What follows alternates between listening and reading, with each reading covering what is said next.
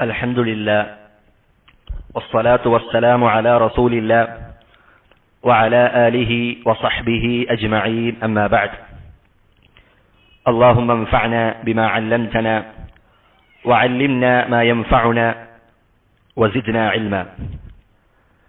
ഷെയ്ഖുൽ ഇസ്ലാം ഇബ്നു തൈമിയ്യ റഹിമഹുല്ലാ അദ്ദേഹത്തിന്റെ അൽ ഖസീദത്തുൽ ലാമിയ്യ എന്ന് പറയുന്ന ചെറിയ കവിതയാണ് നാം വിശദീകരിച്ചു കൊണ്ടിരിക്കുന്നത്.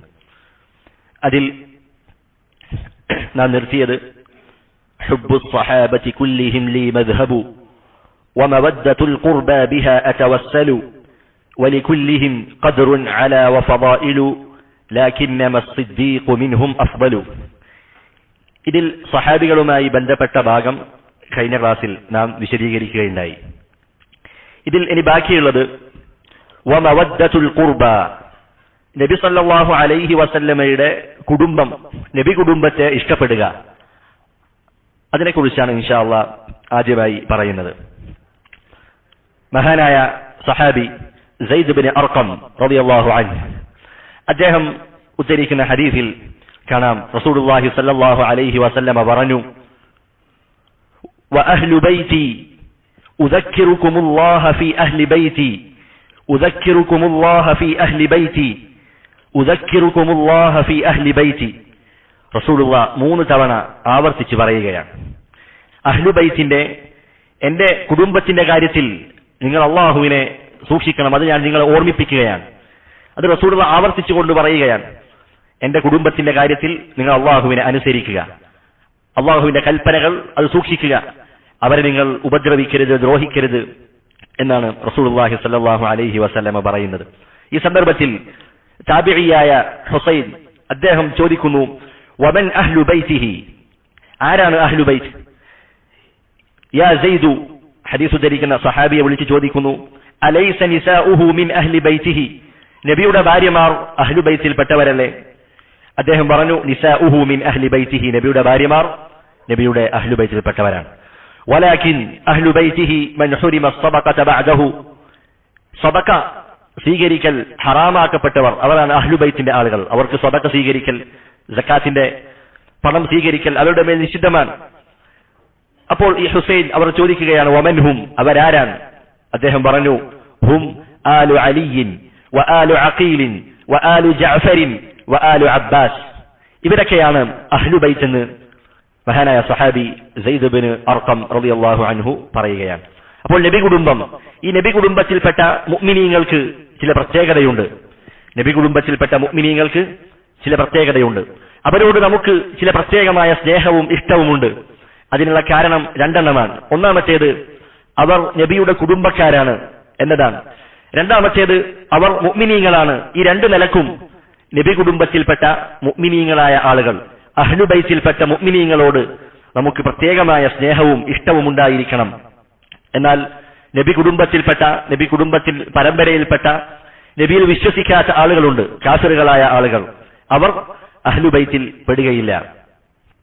അതുകൊണ്ട് നബിയുടെ ഈ വസിയ്യത്ത്, നബി കുടുംബത്തിന്, നബിയുടെ കുടുംബത്തെ, ആ കുടുംബത്തിന്റെ വിഷയത്തിൽ നബി നൽകിയ വസിയ്യത്ത്, അത് നാം നന്നായി സൂക്ഷിക്കുകയും നബി കുടുംബത്തെ ഇഷ്ടപ്പെടുകയും ചെയ്യുക.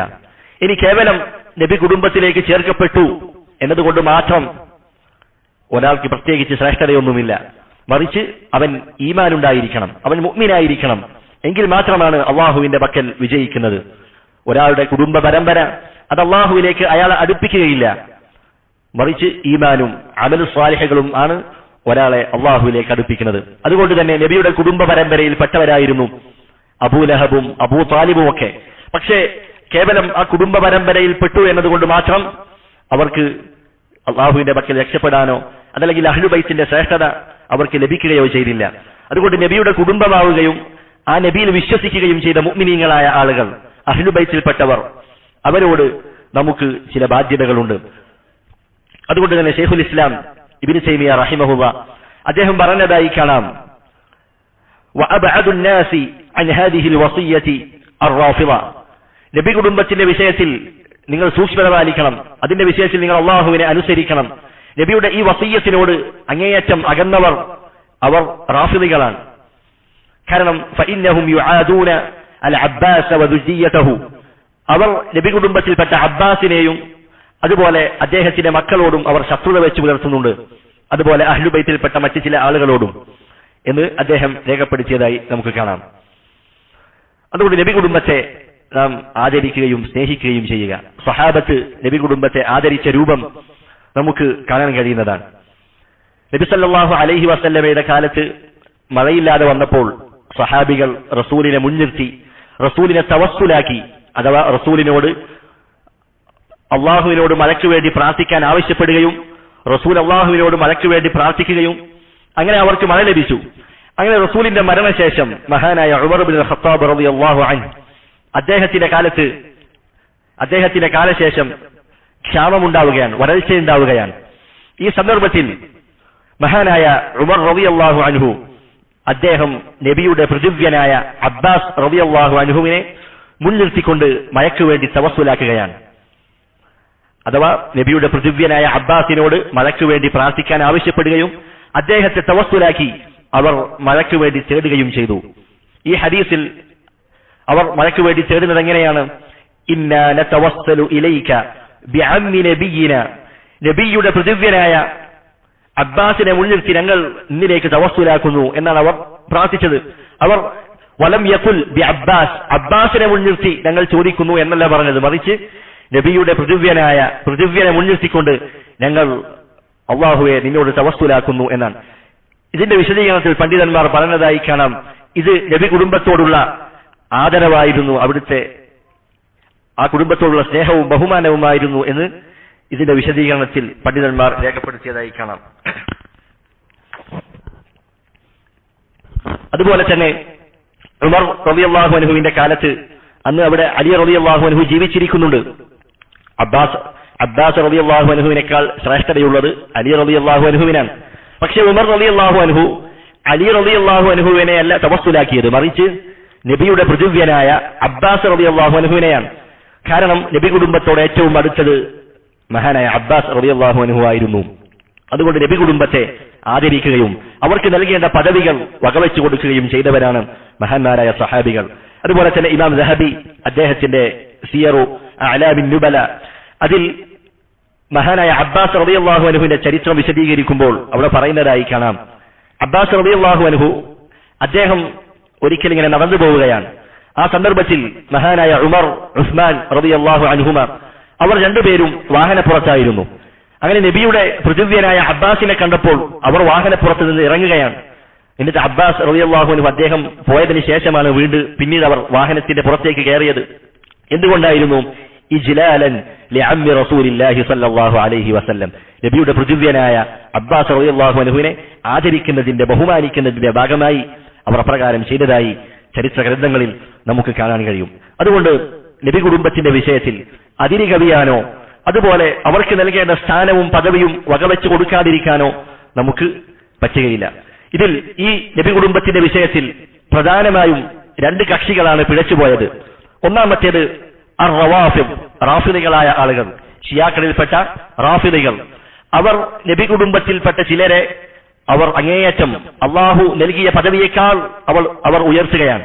അലി, ഫാത്തിമ, ഹസൻ, ഹുസൈൻ റളിയല്ലാഹു അൻഹും അവരെയൊക്കെ അള്ളാഹുവും റസൂലും പഠിപ്പിച്ച പദവിയേക്കാൾ അവരെ ഉയർത്തുകയും അവർക്ക് ഉലൂഹിയത്ത് വകവെച്ചു കൊടുക്കുകയും അവർക്ക് ഇബാദത്തുകൾ വകവെച്ചു കൊടുക്കുകയും ചെയ്യുന്ന അവരുടെ വിഷയത്തിൽ അതിരി കവിഞ്ഞ ആളുകൾ അവരാണ് റാഫിദികൾ. ഈ റാഫിദികൾ അവർ അതോടൊപ്പം തന്നെ നബി കുടുംബത്തിൽപ്പെട്ട നബിയുടെ ഭാര്യയായ ആയിഷ റളിയല്ലാഹു അൻഹ അവർക്കെതിരെ മോശമായ ആരോപണങ്ങൾ ഉന്നയിക്കുന്നവരും കൂടിയാണ് റാഫിദികൾ. അതുപോലെ മറ്റു സഹാബത്തിനെ ചീത്ത പറയുന്നുണ്ട്.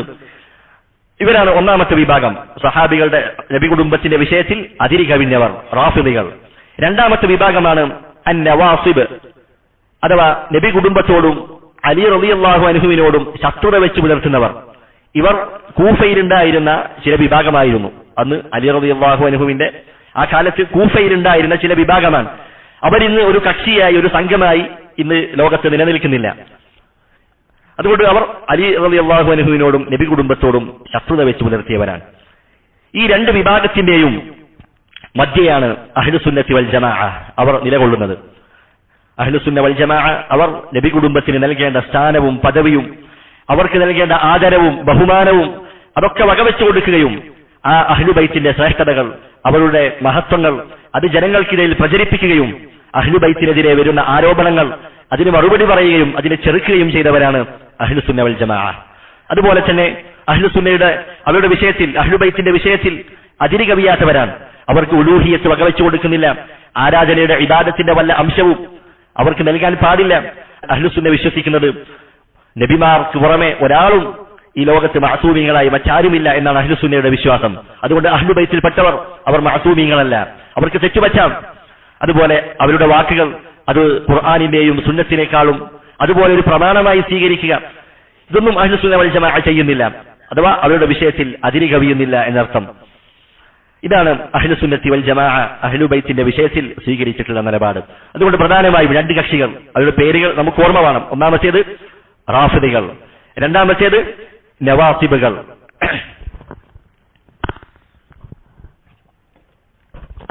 റാഫിദികൾ നബി കുടുംബത്തെ സ്നേഹിക്കുന്ന വിഷയത്തിൽ അതിര് കവിഞ്ഞവരാണ്. നവാസിബുകൾ നബി കുടുംബത്തെ സ്നേഹിക്കാത്തവരാണ്. അതുകൊണ്ട് തന്നെ നബി കുടുംബത്തെ സ്നേഹിച്ചതിന്റെ പേരിൽ മഹാനായ ഇമാം ഷാഫിഈ റഹിമഹുള്ള അദ്ദേഹത്തിനെതിരെ ചില ആളുകൾ ഇമാം ഷാഫിഈ അദ്ദേഹം റാഫിദിയാണ് എന്ന് ആക്ഷേപിക്കുകയുണ്ടായി. ഈ സമയത്ത് അദ്ദേഹം കവിത രൂപത്തിൽ ഒരു മറുപടി നൽകിയതായി കാണാം. ഇൻ കാന റഫ്ബൻ ഹുബ്ബു ആലി മുഹമ്മദിൻ ഫൽയശ്ഹദി സഖലാനി അന്നി റാഫിദി. നബി കുടുംബത്തെ സ്നേഹിക്കൽ അത് റാഫിദിയത്താണെങ്കിൽ ഈ ഭൂലോകത്തുള്ള ആളുകൾ അറിഞ്ഞുകൊള്ളുക ഞാൻ റാഫിദിയാണ് എന്ന് ഇമാം ഷാഫിഈ റഹിമഹുള്ള പ്രഖ്യാപിക്കുകയാണ്. അഥവാ നബി കുടുംബത്തെ സ്നേഹിക്കുക എന്നത് റാഫിദിയത്തല്ല, മറിച്ച് നബി കുടുംബത്തെ സ്നേഹിക്കുക അതിന്റെ വിഷയത്തിൽ അതിര് കവിയലാണ് റാഫിദിയത്ത് എന്നത്. അഹ്ലുസുന്നത്തി വൽ ജമാഅ അവരാണ് ഈ വിഷയത്തിൽ ശരിയായ നിലപാട് സ്വീകരിച്ച ആളുകൾ. എന്നിട്ട് ശൈഖുൽ ഇസ്ലാം ഇബ്നു തൈമിയ്യ പറയുന്നു, വമവദ്ദത്തുൽ ഖുർബ ബിഹാ അതവസ്സലു, ഞാൻ തവസ്സുലാക്കുന്നു. രണ്ട് കാര്യങ്ങളാണ് ഇവിടെ പറഞ്ഞത്. ഒന്ന് ഹുബ്ബു സ്വഹാബ, സ്വഹാബത്തിനോടുള്ള സ്നേഹം, അത് നാം കഴിഞ്ഞ ക്ലാസ്സിൽ വിശദീകരിച്ചു. രണ്ടാമത്തേത് മവദ്ദത്തുൽ ഖുർബ, നബി കുടുംബത്തോടുള്ള ഇഷ്ടം.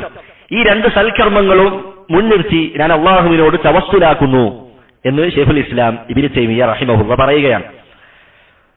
അപ്പോൾ തവസ്സുലുമായി ബന്ധപ്പെട്ട് നാം അറിഞ്ഞിരിക്കേണ്ട ചില പ്രധാനപ്പെട്ട കാര്യങ്ങൾ, നമ്മുടെ ലാമിയയിൽ തവസ്സുലിനെ കുറിച്ച് പരാമർശമില്ലെങ്കിലും ഇവിടെ ശൈഖുൽ ഇസ്ലാം ഇബ്നു തൈമിയ്യ അദ്ദേഹം ഞാൻ തവസ്സുലാക്കുന്നു എന്ന് പറയുമ്പോൾ തവസ്സുലിനെ കുറിച്ച് നാം ചില കാര്യങ്ങൾ അറിഞ്ഞിരിക്കേണ്ടതുണ്ട്. തവസ്സുൽ പ്രധാനമായും രണ്ട് ഇനങ്ങളാണ്. ഒന്നാമത്തേത് മംനൂഉൻ, രണ്ടാമത്തേത് മശ്റൂഉൻ. ഒന്ന് ദീനിൽ വിലക്കപ്പെട്ട തവസ്സുലുണ്ട്, രണ്ടാമത്തേത് ദീൻ പഠിപ്പിച്ച, ദീനിൽ പ്രോത്സാഹിപ്പിക്കപ്പെട്ട തവസ്സുലുണ്ട്. വിലക്കപ്പെട്ട തവസ്സുൽ ഏതാണ്? അത് രണ്ട് ഇനമാണ്. ഒന്നാമത്തേത് അത്തവസ്സുലു ശിർക്കി, ശിർക്കിയായ തവസ്സുൽ. അഥവാ ഒരു വ്യക്തി അവൻ അല്ലാഹു അല്ലാത്ത വിഗ്രഹങ്ങളെയും അതല്ലെങ്കിൽ ഖബറുകളെയും അമ്പിയാക്കന്മാരെയും സാലിഹീങ്ങളെയും അവരോട് പോയി പ്രാർത്ഥിക്കുക, യാ ഫുലാൻ ഇശ്വിനി, അല്ലെങ്കിൽ ഏതെങ്കിലും നബിയെ വിളിച്ചുകൊണ്ട് പാപങ്ങൾ പൊറുക്കണമേ, ഇങ്ങനെയൊക്കെ പ്രാർത്ഥിക്കുക. ഇതെന്താണ്? യഥാർത്ഥത്തിൽ ഇത് തവസ്സുലല്ല, ഇത് അവരോടുള്ള പ്രാർത്ഥനയാണ്, ഇസ്തിഗാസയാണ്. പക്ഷേ അത് ചെയ്യുന്ന ആളുകൾ അവർ പേരിട്ട് വിളിക്കുന്നത് എന്താണ്? തവസ്സുൽ എന്നാണ്. അഥവാ അള്ളാഹുവിനും അവനുമിടയിൽ ഒരു ആളെ നിശ്ചയിക്കുകയും എന്നിട്ട് അവരോട് പ്രാർത്ഥിക്കുക. അതെന്താണ്? ദീനിൽ പഠിപ്പിക്കപ്പെടാത്ത ശിർക്കായ തവസ്സുലാകുന്നു. രണ്ടാമത്തേതാണ് അത്തവസ്സുലുൽ ബിദ്ഇ, ബിദ്അത്താകുന്ന തവസ്സുലുണ്ട്. അഥവാ ഹഖ്, ജാഹ്, ബറക്കത്ത്, ബിഹഖി നബിയിക്, ബിഹഖി റസൂലിക്, ബിജാഹി നബിയിക്, നബിയുടെ ബറക്കത്ത് കൊണ്ട്, നബിയുടെ ഹഖ് കൊണ്ട്, നബിയുടെ ജാഹ് കൊണ്ട് അത് മുൻനിർത്തിക്കൊണ്ട് അള്ളാഹുവിനോട് ചോദിക്കുക. ഇവിടെ ചോദിക്കുന്ന ആരോടാണ്? അള്ളാഹുവിനോടാണ്. പക്ഷേ അതിന്റെ ഇടയിൽ നബിയുടെ ഹഖും ജാഹും മുൻനിർത്തിക്കൊണ്ട് അള്ളാഹുവിനോട് ചോദിക്കുക. ഈ ഒരു തവസ്സുലിന്റെ രൂപം അത് റസൂലോ സ്വഹാബത്തോ പഠിപ്പിച്ചതല്ല, അതിൽ സ്വഹാബികളുടെ മാതൃകയില്ല. എന്നാൽ ഒരാൾ വിശ്വസിക്കുകയാണ് നബിയുടെ ഹഖ്, ജാഹ്, ബറക്കത്ത് കൊണ്ട് ഞാനൊരു കാര്യം ചോദിച്ചാൽ അത് അള്ളാഹു നൽകാൻ, അത് അള്ളാഹു നിർബന്ധിതനായി തീരും എന്നൊരാൾ കരുതുകയാണെങ്കിലോ അവൻ അള്ളാഹുവിനെ സൃഷ്ടികളുമായി സാദൃശ്യപ്പെടുത്തിയവരെ പോലെയാണ്. ഏതുപോലെ? ഒരു ഭൂമിയിലെ ഒരു ഭരണാധികാരി, അദ്ദേഹത്തിന്റെ അടുക്കൽ നമുക്കൊരു കാര്യം ലഭിക്കണമെങ്കിൽ ആ ഭരണാധികാരിയുമായി അടുത്ത ആള് അദ്ദേഹവുമായി ബന്ധപ്പെട്ടുകൊണ്ട് നമ്മുടെ കാര്യങ്ങൾ സാധിച്ചെടുക്കുന്നത് പോലെ അള്ളാഹുമായി ഏറ്റവും അടുത്ത റസൂലിന്റെ ഹഖ്, ജാഹ്, ബറക്കത്ത് കൊണ്ട് ചോദിച്ചാൽ അള്ളാഹു നമുക്കത് തരാൻ നിർബന്ധിതനായി തീരും എന്നാണ് ഒരാൾ കരുതുന്നതെങ്കിൽ അവൻ അള്ളാഹുവെ സൃഷ്ടികളുമായി സാദൃശ്യപ്പെടുത്തിയവനാണ്. അത്തരത്തിലുള്ള വിശ്വാസവുമായി കൊണ്ടാണ് ഒരാൾ ഇത്തരം ചോദ്യങ്ങൾ ചോദിക്കുന്നതെങ്കിൽ അതിന്റെ ഹുക്മ് അവിടെ മാറുന്നതാണ്.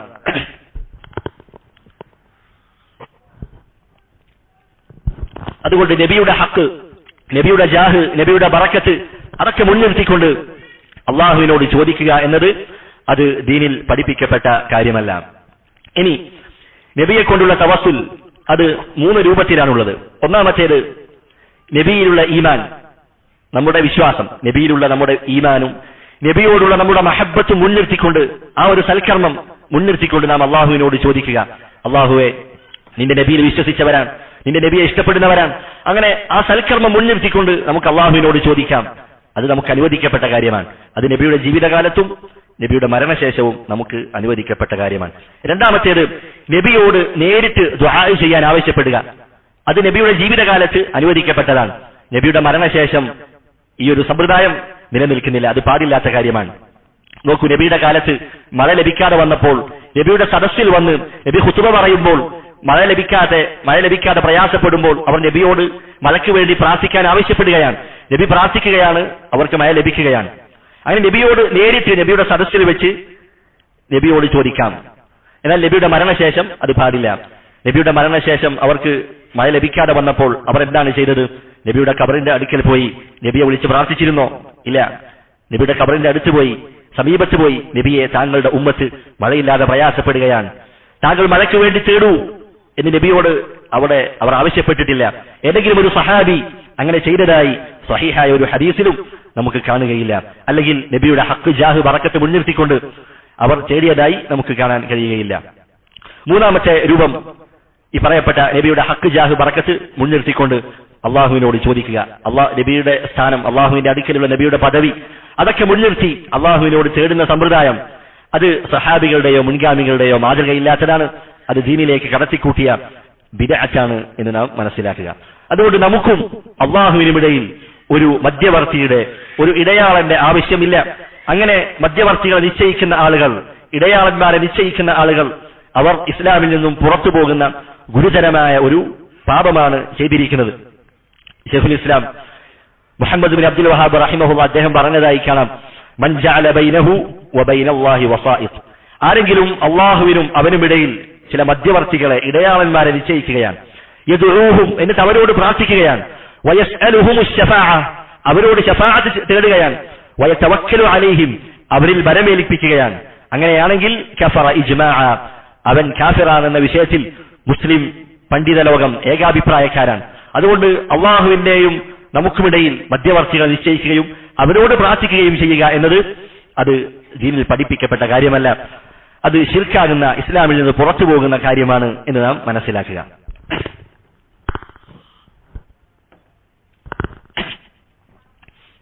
അതുകൊണ്ട് തന്നെ ഇത്തരത്തിലുള്ള ശിർക്കൻ കാര്യങ്ങൾ ചെയ്തുകൊണ്ട് നമ്മുടെ നാട്ടിൽ ഇതിനെ ന്യായീകരിക്കുന്ന ആളുകൾ, അവർ ജനങ്ങളെ പറയാറുള്ളത് നമ്മൾ ചെയ്യുന്നത് ശിർക്കല്ല, മറിച്ചത് ഇസ്തിഗാസയാണ്, ഇസ്തിശ്ഫാഅാണ്, അതല്ലെങ്കിൽ മഹബ്ബത്തു സ്വാലിഹീൻ എന്നിങ്ങനെയൊക്കെ പേരിട്ടുകൊണ്ട് അവർ ശിർക്കിനെ മറ്റൊരു പേരിൽ അവതരിപ്പിക്കുകയാണ്. യഥാർത്ഥത്തിൽ അവർ ചെയ്യുന്നത് അള്ളാഹു അല്ലാത്തവരെ വിളിച്ച് പ്രാർത്ഥിക്കുകയും അവരോട് അവരുടെ ആവശ്യങ്ങൾ തേടുകയുമാണ് ചെയ്യുന്നത്. അത് ഇസ്ലാമിൽ നിന്നും നമ്മെ പുറത്താക്കുന്ന വലിയ ശിർക്കാണ് എന്ന് മനസ്സിലാക്കുക. ഇനി തവസ്സുലിന് തെളിവായിക്കൊണ്ട് വിശുദ്ധ ഖുർആനിലെ ഒരു ആയത്ത് ഓതാറുണ്ട്. ഏതാണ്? സൂറത്തുൽ മാഇദയിലെ ആയത്താണ്. അള്ളാഹു പറയുന്നു, യാ അയ്യുഹല്ലദീന ആമനു, അല്ലയോ ഈമാനുള്ളവരെ, മുഅ്മിനീങ്ങളെ, ഇത്തഖുല്ലാഹ്, നിങ്ങൾ അള്ളാഹുവിനെ സൂക്ഷിക്കുക. എന്നിട്ട് പറഞ്ഞു, വബ്തഗൂ ഇലൈഹിൽ വസീല, നിങ്ങൾ അവനിലേക്ക് അടുക്കുവാനുള്ള വസീല സ്വീകരിക്കുക, ഒരു മാർഗം നിങ്ങൾ തേടുക. ഇതിനെ നമ്മുടെ നാട്ടിൽ ശിർക്കിന്റെ ആളുകൾ, അമ്പിയാക്കന്മാരെയും സ്വാലിഹീങ്ങളെയും ഒക്കെ വിളിച്ചു പ്രാർത്ഥിക്കുന്നവർ, അവരെ ഇടയാളന്മാരായി നിശ്ചയിക്കുന്നവർ, അവർ പറയുന്നത് നമുക്കും അള്ളാഹുവിനുമിടയിൽ ഒരു വസീലയെ നാം നിശ്ചയിക്കേണ്ടതുണ്ട്, ഒരു മാർഗത്തെ നാം നിശ്ചയിക്കേണ്ടതുണ്ട്. അള്ളാഹുവിനോട് നേരിട്ട് ചോദിക്കാൻ പറ്റുകയില്ല. നമ്മൾ ഇവരോട് ചോദിക്കുകയും അവർ അള്ളാഹുവിൽ നിന്ന് നമ്മുടെ ആവശ്യങ്ങൾ നിറവേറ്റി നൽകുകയും ചെയ്യും. അതാണ് വസീല എന്നതിന്റെ വിവക്ഷയായി, വിശദീകരണമായി അവർ പറയാറുള്ളത്. യഥാർത്ഥത്തിൽ എന്താണ് വസീല എന്ന് പറഞ്ഞാൽ, തഫ്സീറുകൾ പരിശോധിക്കുമ്പോൾ നമുക്ക് കാണാൻ പറ്റും. തഫ്സീറുൽ ബൈളാവിയിൽ അദ്ദേഹം പറയുകയാണ്, മിൻ ഫിഅലി ത്വാആതി വതർക്കിൽ മആസി, നന്മകൾ ചെയ്യുക, സൽക്കർമ്മങ്ങൾ ചെയ്യുക, അതുപോലെ തിന്മകൾ ഒഴിവാക്കുക. അങ്ങനെ നിങ്ങൾ അള്ളാഹുവിലേക്ക് അടുക്കുക. അതാണ് വബ്തഗൂ ഇലൈഹിൽ വസീല എന്ന് പറഞ്ഞാൽ. അതുപോലെ തഫ്സീറുൽ ജലാലൈൻ നമ്മുടെ പള്ളി ദർസുകളിൽ പഠിപ്പിക്കുന്ന തഫ്സീറാണ്. അതിൽ എന്താണ് പറയുന്നത്? മാ യുഖർരിബുകും ഇലൈഹി മിൻ ത്വാഅതിഹി, നിങ്ങളെ അള്ളാഹുവിലേക്ക് അടുപ്പിക്കുന്ന സൽക്കർമ്മങ്ങൾ അനുഷ്ഠിച്ചുകൊണ്ട് നിങ്ങൾ അവനിലേക്ക് അടുക്കുക. അതാണ് വസീല എന്ന് പറഞ്ഞാൽ. അപ്പോൾ അള്ളാഹു ഇഷ്ടപ്പെടുന്ന തൃപ്തിപ്പെടുന്ന പ്രവർത്തനങ്ങൾ സൽക്കർമ്മങ്ങൾ ചെയ്തുകൊണ്ട് തിന്മകൾ വെടിഞ്ഞുകൊണ്ട് അള്ളാഹുവിലേക്ക് അടുക്കുക.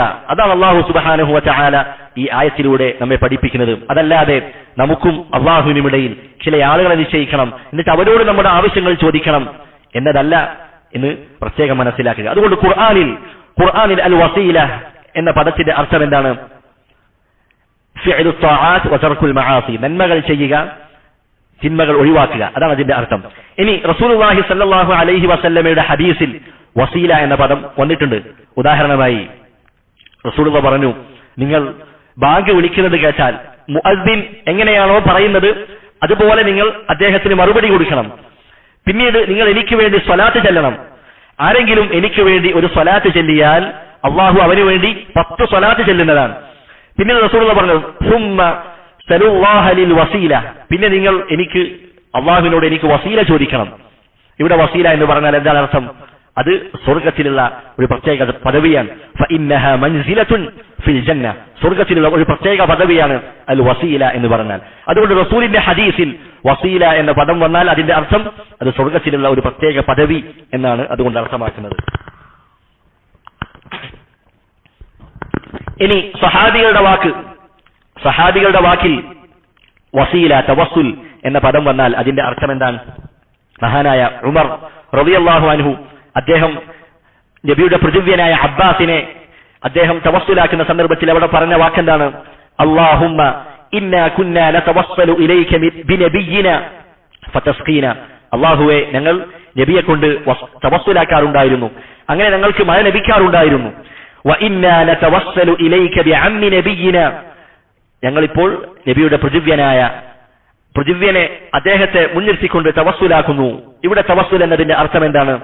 അദ്ദേഹത്തോട് ദുആ ചെയ്യാൻ ആവശ്യപ്പെടുക, അദ്ദേഹത്തോട് മലക്ക് വേണ്ടി ദുആ ചെയ്യാൻ ആവശ്യപ്പെടുക, അതാണ് അതിന്റെ അർത്ഥം. അപ്പോൾ അൽ വസീല തവസ്സുൽ ഈ 3 വാക്കുകൾ അത് ഖുർആനിൽ വരുമ്പോൾ നന്മകൾ ചെയ്യുക തിന്മ വിരോധിക്കുക.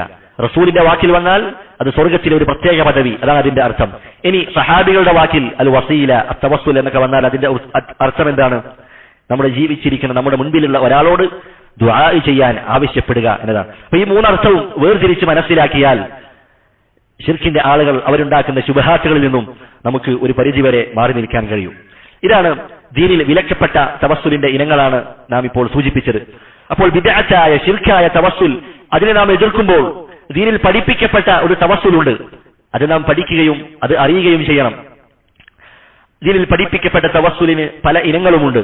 ഒന്നാമത്തേതായി അത്തവസ്സുലു ബി അസ്മാഇല്ലാഹി വസിഫാതിഹി, അള്ളാഹുവിന്റെ ഇസ്മുകളും അള്ളാഹുവിന്റെ സിഫാത്തുകളും അള്ളാഹുവിന്റെ നാമങ്ങളും അവന്റെ വിശേഷണങ്ങളും മുൻനിർത്തിക്കൊണ്ട് അള്ളാഹുവിനോട് തവസ്സുലാക്കുക, അവനോട് പ്രാർത്ഥിക്കുക. അള്ളാഹു സുബ്ഹാനഹു വ തആല വിശുദ്ധ ഖുർആനിൽ പറഞ്ഞു, വലില്ലാഹിൽ അസ്മാഉൽ ഹുസ്ന, അള്ളാഹുവിനാകുന്നു ഏറ്റവും നല്ല പേരുകൾ, ഏറ്റവും ഉത്കൃഷ്ടമായ നാമങ്ങൾ അള്ളാഹുവിനാണുള്ളത്. ഫദ്ഉഹു ബിഹാ, അത് ഉപയോഗിച്ച് ആ നാമങ്ങൾ മുഖേന നിങ്ങൾ അള്ളാഹുവിനോട് പ്രാർത്ഥിച്ചു കൊള്ളുക എന്ന് വിശുദ്ധ ഖുർആനിൽ അള്ളാഹു പറഞ്ഞു. അതുകൊണ്ട് അള്ളാഹുവിന്റെ നാമങ്ങൾ മുൻനിർത്തി നാം പ്രാർത്ഥിക്കുക. അതുപോലെ തന്നെ റസൂലുള്ളാഹി സ്വല്ലല്ലാഹു അലൈഹി വസല്ലമ പഠിപ്പിച്ചൊരു പ്രാർത്ഥനയിൽ നമുക്ക് കാണാം, അസ്അലുക ബികുല്ലി ഇസ്മിൻ ഹുവ ലക്, അള്ളാഹുവേ നിനക്കുള്ള എല്ലാ നാമങ്ങളും മുൻനിർത്തി ഞാൻ നിന്നോട് ചോദിക്കുന്നു. സമ്മൈത ബിഹി നഫ്സക്, നീ നിന്റെ സ്വന്തത്തിന് വെച്ച പേരുകൾ. ഔ അല്ലംതഹു അഹദൻ മിൻ ഖൽഖിക്, അതല്ലെങ്കിൽ നീ നിന്റെ സൃഷ്ടികളിൽ ആർക്കെങ്കിലും പഠിപ്പിച്ച നിന്റെ നാമങ്ങൾ. ഔ അൻസൽതഹു ഫീ കിതാബിക്, അതല്ലെങ്കിൽ നീ നിന്റെ ഗ്രന്ഥത്തിൽ അവതരിപ്പിച്ച ഇറക്കിയ നാമങ്ങൾ.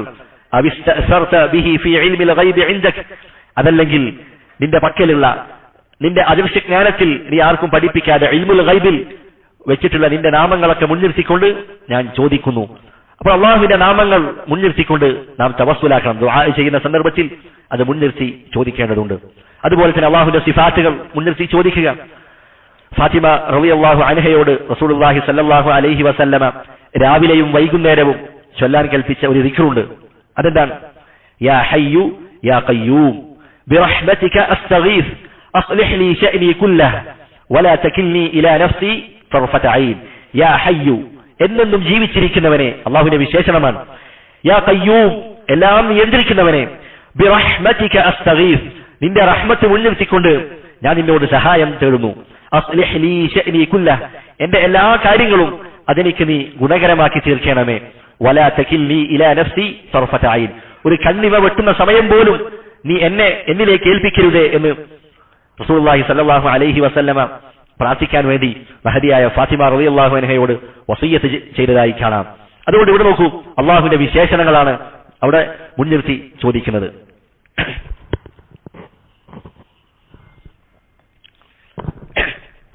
ഇത്തരത്തിൽ അള്ളാഹുവിന്റെ നാമങ്ങളും വിശേഷണങ്ങളും മുൻനിർത്തി ചോദിക്കുമ്പോൾ, തവസ്സുൽ ചെയ്യുമ്പോൾ അതിന് രണ്ട് രൂപങ്ങളാണുള്ളത്. ഒന്നാമത്തേത് അള്ളാഹുവിന്റെ നാമങ്ങൾ മൊത്തത്തിൽ പറയുക, യാ ഹയ്യു അല്ലെങ്കിൽ യാ അല്ലാഹ്, യാ റബ്ബ്, യാ റഹ്മാൻ, യാ റഹീം എന്നിങ്ങനെ പൊതുവായി മൊത്തത്തിൽ എടുത്തു പറയുക. രണ്ടാമത്തേത് നമ്മുടെ ആവശ്യത്തിനും സന്ദർഭത്തിനും യോജിച്ച നാമങ്ങൾ തിരഞ്ഞെടുക്കുക. ഉദാഹരണമായി അയാൾ പാപമോചനം തേടുന്നവനാണെങ്കിൽ അവൻ യാ ഗഫൂർ ഇഗ്ഫിർലി, യാ ഗഫാർ ഇഗ്ഫിർലി, യാ തവ്വാബ്, അങ്ങനെ അള്ളാഹുവിന്റെ പാപമോചനവുമായി ബന്ധപ്പെട്ട അവന്റെ നാമങ്ങൾ അതെടുത്തു പറയുക. ഇനി റഹ്മത്ത് ചോദിക്കുമ്പോൾ യാ റഹ്മാൻ ഇർഹംനി, യാ റഹീം ഇർഹംനി. ഇനി റിസ്ക് ചോദിക്കുമ്പോൾ യാ റസ്സാഖ് ഉർസുഖ്നി. അങ്ങനെ ഓരോ സന്ദർഭത്തിനും യോജിച്ച നാമങ്ങൾ എടുക്കുക, അത്തരത്തിലുള്ള നാമങ്ങൾ തിരഞ്ഞെടുക്കുക. ഇത് രണ്ടും നമുക്ക് അനുവദിക്കപ്പെട്ട കാര്യമാണ്. ഇനി അയാൾ യാ റഹ്മാൻ ഇഗ്ഫിർലി എന്ന് പറഞ്ഞാൽ അത് തെറ്റൊന്നുമല്ല, മറിച്ച് അതിന്റെ ഒരു മര്യാദ, ഒരു അദബ് എന്ന നിലക്ക് പണ്ഡിതന്മാർ അത് രേഖപ്പെടുത്തിയതായി കാണാം. അതുകൊണ്ട് അള്ളാഹുവിന്റെ നാമങ്ങൾ, അവന്റെ വിശേഷണങ്ങൾ, അവന്റെ സിഫാത്തുകൾ അത് മുൻനിർത്തിക്കൊണ്ട് അള്ളാഹുവിനോട് ചോദിക്കുക. അതിനുള്ള ഏറ്റവും നല്ല ഉദാഹരണമാണ് സൂറത്തുൽ ഫാത്തിഹ. സൂറത്തുൽ ഫാത്തിഹയിൽ നാം അള്ളാഹുവിനോട് ചോദിക്കുന്ന വലിയൊരു പ്രാർത്ഥനയുണ്ട്, ഇഹ്ദിനസ് സിറാത്തൽ മുസ്തഖീം. പക്ഷെ അതിനു മുൻപ് നാം അള്ളാഹുവിനെ പ്രകീർത്തിക്കുകയാണ്. അൽഹംദുലില്ലാഹി റബ്ബിൽ ആലമീൻ അർറഹ്മാനിർ റഹീം മാലികി യൗമിദ്ദീൻ. അള്ളാഹുവിന്റെ നാമങ്ങളും വിശേഷണങ്ങളും ഒക്കെ എടുത്തു പറയുകയാണ്. റഹ്മാനും റഹീമുമായവൻ, പ്രതിഫല ദിനത്തിന്റെ ഉടമസ്ഥൻ.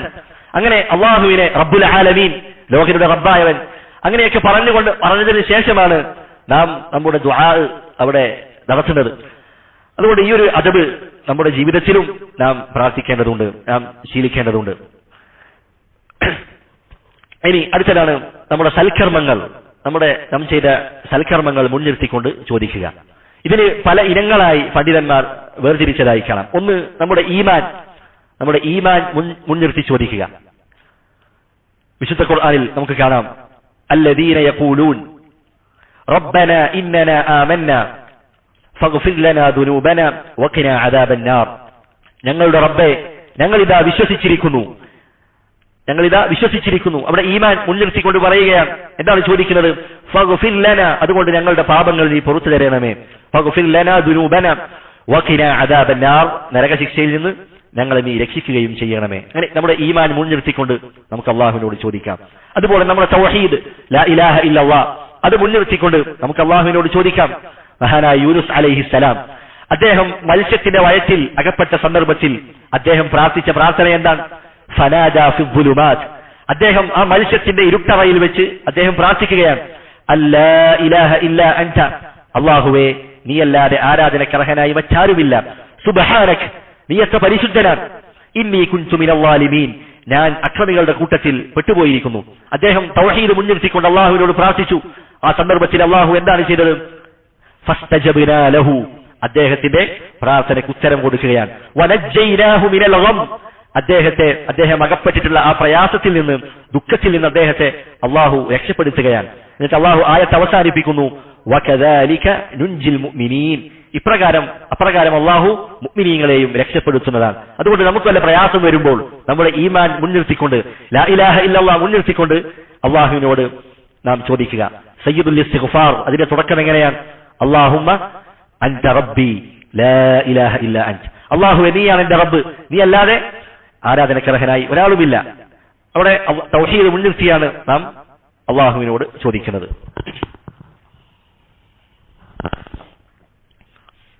അതുപോലെ തന്നെ തവസ്സുലിന്റെ മറ്റൊരു രൂപമാണ്, പ്രാർത്ഥിക്കുന്ന സന്ദർഭത്തിൽ നാം എന്ത് ചെയ്യുക? അള്ളാഹുവിന്റെ മുൻപിൽ വിനയാന്വിതനായി അങ്ങേയറ്റം താഴ്മയോടുകൂടി നമ്മുടെ വിനയവും ഒക്കെ കൂടുതൽ പ്രകടമാക്കുക. ഞാൻ അങ്ങേയറ്റം ആവശ്യക്കാരനാണ് എന്ന് അള്ളാഹുവിന്റെ മുമ്പിൽ എടുത്തു പറയുക. ഇങ്ങനെ പറയുക എന്നുള്ളത് അത് തവസ്സുലിന്റെ ഒരു രൂപമാണ്.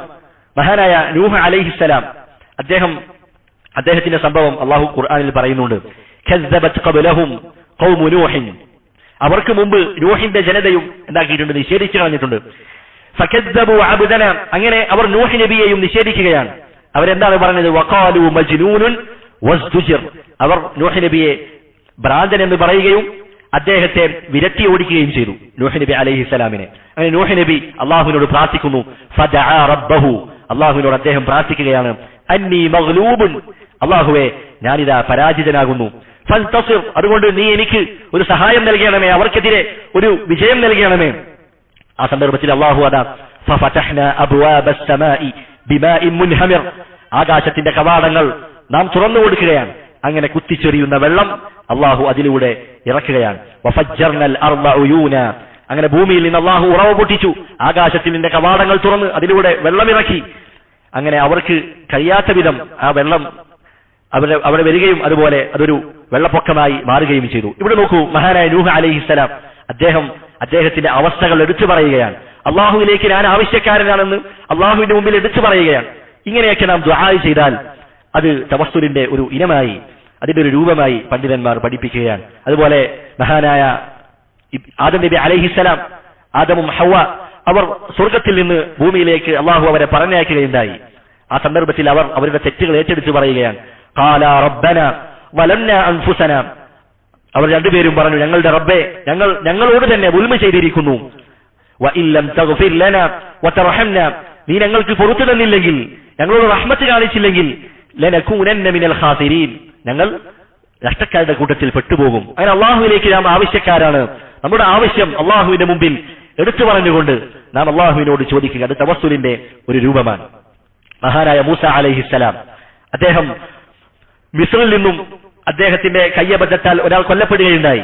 അങ്ങനെ അവിടെ നിന്ന് അദ്ദേഹം മദീനയിലേക്ക് ഓടിപ്പോവുകയാണ്. മദീന എന്ന് പറയുന്ന പ്രദേശത്തേക്ക് ഓടിപ്പോവുകയാണ്. അവിടെ അദ്ദേഹത്തിന് അഭയം നൽകാൻ ആരുമില്ല, കുടുംബമില്ല, ഭക്ഷണമില്ല, കിടക്കാൻ ഒരു പാർപ്പിടമില്ല, ഒരു അഭയ കേന്ദ്രവുമില്ല. അദ്ദേഹം അള്ളാഹുവിനോട് പ്രാർത്ഥിക്കുന്നുണ്ട്. ഫഖാല റബ്ബി ഇന്നി ലിമാ അൻസൽത ഇലയ്യ മിൻ ഖൈരിൻ ഫഖീർ, എന്റെ റബ്ബേ, നീ എനിക്ക് ഇറക്കി നൽകുന്ന ഏതൊരു നന്മക്കും ഞാൻ അങ്ങേയറ്റം ആവശ്യക്കാരനാണ് എന്ന് മഹാനായ മൂസ അലൈഹിസ്സലാം അദ്ദേഹത്തിന്റെ ആ ആവശ്യകത അത് അള്ളാഹുവിന്റെ മുമ്പിൽ എടുത്തു പറഞ്ഞുകൊണ്ട് അദ്ദേഹം പ്രാർത്ഥിക്കുന്ന കാര്യങ്ങളൊക്കെ വിശുദ്ധ ഖുർആനിൽ അള്ളാഹു എടുത്തു നൽകിയതായി കാണാം. അതുപോലെ അള്ളാഹു നമുക്ക് നൽകിയ അനുഗ്രഹങ്ങൾ എടുത്തു പറയുക. അള്ളാഹു നമുക്ക് നൽകിയ അനുഗ്രഹങ്ങൾ, അള്ളാഹു നമ്മെ ഹിദായത്തിലാക്കി, അതുപോലെ മറ്റുള്ള അനുഗ്രഹങ്ങളൊക്കെ അത് എടുത്തു പറയുക. സയ്യിദുൽ ഇസ്തിഗ്ഫാറിൽ അതിൽ നമുക്ക് കാണാം, അബൂ ഉലക ബിനിഅമതിക അലയ്യ, എനിക്ക് നീ അനുഗ്രഹം ചെയ്തത് ഞാൻ അംഗീകരിക്കുന്നു. അങ്ങനെ അള്ളാഹുവിന്റെ അനുഗ്രഹങ്ങൾ എടുത്തു പറഞ്ഞുകൊണ്ട് നമ്മുടെ കാര്യങ്ങൾ ചോദിക്കുക എന്നതും തവസ്സുലിന്റെ ഒരു ഇനമായി പണ്ഡിതന്മാർ രേഖപ്പെടുത്തുകയാണ്. തവസ്സുലിന്റെ മൂന്നാമത്തെ ഒരു ഇനമാണ് അത്തവസ്സുലു ബിദുആഇ സ്സാലിഹീന അൽ അഹ്യാ, ജീവിച്ചിരിക്കുന്ന സ്വാലിഹായ ഒരു വ്യക്തിയോട്, അദ്ദേഹത്തോട് നാം പ്രാർത്ഥിക്കാൻ വേണ്ടി ആവശ്യപ്പെടുക. അത് ദീനിൽ അനുവദിക്കപ്പെട്ട കാര്യമാണ്. സ്വാലിഹായ ഒരു വ്യക്തിയെ കാണുമ്പോൾ, ദീനിലുള്ള തഖ്വയുള്ള ആളുകളെ കാണുമ്പോൾ നമുക്ക് വേണ്ടി പ്രാർത്ഥിക്കണമെന്ന് ആവശ്യപ്പെടുക, അതല്ലെങ്കിൽ എന്തെങ്കിലും കാര്യങ്ങൾക്ക് വേണ്ടി ആവശ്യപ്പെടുക എന്നുള്ളത് അത് അനുവദിക്കപ്പെട്ട തവസ്സുലാണ്. അതാണ് റസൂലുള്ളാഹി സ്വല്ലല്ലാഹു അലൈഹി വസല്ലമയുടെ കാലത്ത് നബി സല്ലല്ലാഹു അലൈഹി വസല്ലമ ഖുതുബ പറയുകയാണ്. ഒരു വ്യക്തി പള്ളിയിലേക്ക് കടന്നു വന്നു. എന്നിട്ട് മഴയില്ലാത്ത പ്രയാസം റസൂലിനോട് പറഞ്ഞു. റസൂലുള്ളാ മിമ്പറിൽ വെച്ച് പ്രാർത്ഥിക്കുകയാണ്, രണ്ട് കരങ്ങളും ഉയർത്തി. എന്നിട്ട് പറഞ്ഞു, അല്ലാഹുമ്മ സ്ഖിന, അല്ലാഹുമ്മ സ്ഖിന, അല്ലാഹുമ്മ സ്ഖിന. റസൂൽ അവിടെ ജീവനോടെയുണ്ട്. അങ്ങനെ സ്വാലിഹായ ആളുകളോട് പ്രാർത്ഥിക്കാൻ ആവശ്യപ്പെടുക എന്നത് അത് അനുവദിക്കപ്പെട്ട തവസ്സുലിന്റെ ഇനമാണ്.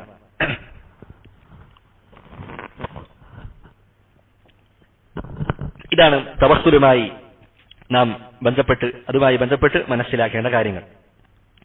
ഇനി ശൈഖുൽ ഇസ്ലാം ഇബ്നു തൈമിയ്യ റഹിമഹുല്ലാ അദ്ദേഹം ലാമിയയുടെ അടുത്ത വരിയിൽ പറയുന്നു, വഅഖൂലു ഫിൽ ഖുർആനി മാ ജാഅത് ബിഹി ആയാതുഹു ഫഹുവൽ കരീമുൽ മുൻസലു. വഅഖൂലു ഫിൽ ഖുർആൻ, ഖുർആനിന്റെ വിഷയത്തിൽ ഞാൻ പറയുന്നത് അല്ലെങ്കിൽ ഞാൻ വിശ്വസിക്കുന്നത്, ഖൗൽ എന്ന് പറഞ്ഞാൽ കേവലം വാക്കിന് മാത്രമല്ല, വിശ്വസിക്കുന്നതിനും അഖൂലു എന്ന് പറയും. വിശുദ്ധ ഖുർആനിൽ അല്ലാഹു പറഞ്ഞതായി കാണാം, ഖൂലു ആമന്നാ ബില്ലാഹ്, നിങ്ങൾ അല്ലാഹുവിൽ ഞങ്ങൾ വിശ്വസിച്ചിരിക്കുന്നു എന്ന് നിങ്ങൾ പറയുക. അത് കേവലം പറഞ്ഞാൽ മാത്രം പോരാ, മറിച്ച് അത് ഹൃദയം കൊണ്ട് വിശ്വസിക്കുകയും വേണം. അതുകൊണ്ട് കൂലു എന്നതിന് നാവ് കൊണ്ട് പറയുന്നതിനും ഹൃദയം കൊണ്ട് വിശ്വസിക്കുന്നതിനും ഇപ്രകാരം പറയും.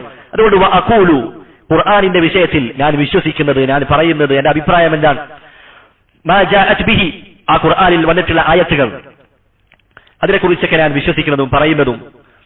എന്നിട്ട് അദ്ദേഹം പറഞ്ഞു ഫഹുവ, ആ ഖുർആൻ അൽ കരീമുൽ മുൻസലു, ഖുർആനിന്റെ രണ്ട് വിശേഷണങ്ങൾ ശൈഖുൽ ഇസ്ലാം ഇബ്നു തൈമിയ്യ പറയുകയാണ്. ഒന്നാമത്തേത് അൽ കരീം, ഖുർആൻ എന്താണ്, അത് ബറക്കത്തുള്ളതാണ്, അത് ആദരവുള്ളതാണ്.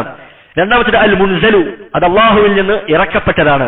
രണ്ട് വിശേഷണങ്ങളാണ് ഖുർആനിന്റെ രണ്ട് വിശേഷണങ്ങൾ അദ്ദേഹം ഇവിടെ രേഖപ്പെടുത്തുകയാണ്. അപ്പോ സഹാബികളെ കുറിച്ച് അദ്ദേഹം പറഞ്ഞതിന് ശേഷം, ദീനിന്റെ വാഹകരായ അതിന്റെ പ്രചാരകരായ സഹാബികളെ കുറിച്ച് പറഞ്ഞതിന് ശേഷം ദീനിന്റെ അടിസ്ഥാന പ്രമാണമായ ഖുർആനിനെ കുറിച്ചുള്ള വിശ്വാസമാണ് അദ്ദേഹം നമ്മെ പഠിപ്പിക്കുന്നത്. ഖുർആൻ അത് അല്ലാഹുവിന്റെ കലാമാണ്, അല്ലാഹുവിന്റെ സംസാരമാണ്. അത് അല്ലാഹുവിന്റെ സൃഷ്ടിയല്ല. അത് അല്ലാഹുവിന്റെ സൃഷ്ടിയാണ് എന്നത് ബിദ്അത്തിന്റെ കക്ഷികൾ അവർ പറഞ്ഞുണ്ടാക്കിയതാണ്.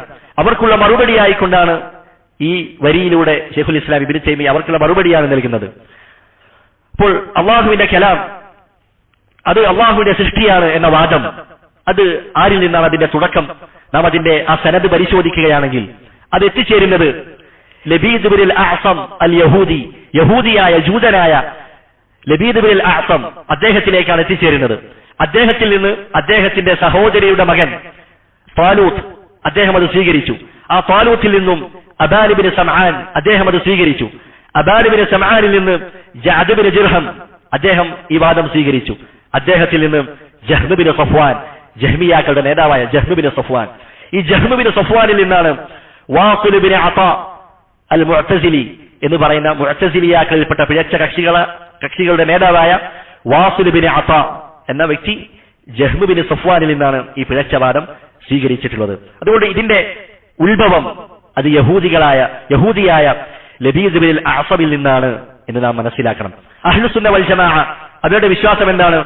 അല്ലാഹു സംസാരിക്കുന്നവനാണ്, അല്ലാഹു ആദ്യമേ സംസാരിക്കുന്നവനാണ്. ചില പിഴച്ച കക്ഷികൾ പറഞ്ഞു അല്ലാഹുവിന് സംസാരിക്കാൻ കഴിവില്ലായിരുന്നു, അല്ലാഹു പിന്നീട് സംസാരിച്ചതാണ്. നഊദു ബില്ലാഹ്. അങ്ങനെയല്ല, അല്ലാഹു അവൻ ആദ്യമേ സംസാരിക്കുന്നവനാണ്. അവന്റെ സംസാരത്തിന് ശബ്ദമുണ്ട്, അതിന് അക്ഷരങ്ങളുണ്ട്. ഇതാണ് അഹ്ലുസുന്നയുടെ വിശ്വാസം.